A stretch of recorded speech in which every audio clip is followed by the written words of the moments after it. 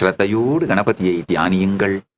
ஸ்ரத்தையோடு நீங்கள் வைத்திருக்கும் திருமேனியில் கணபதியை ஆவாகனம் செய்யுங்கள். பக்த பிரதிஷ்டையின் சக்தியை குறைவாக நினைக்காதீர்கள். நல்லா புரிஞ்சுக்கோங்க.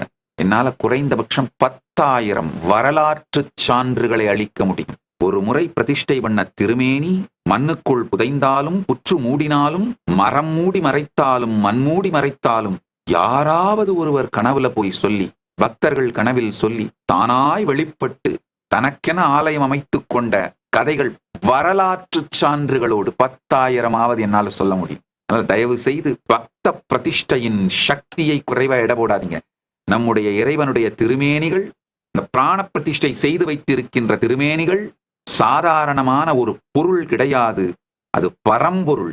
சித்தும் ஜடமும் சந்திக்கின்ற சின்மய விக்கிரகம். ஜடத்தால் செய்யப்பட்டிருக்கலாம், சித்தால் நிறைக்கப்பட்டது.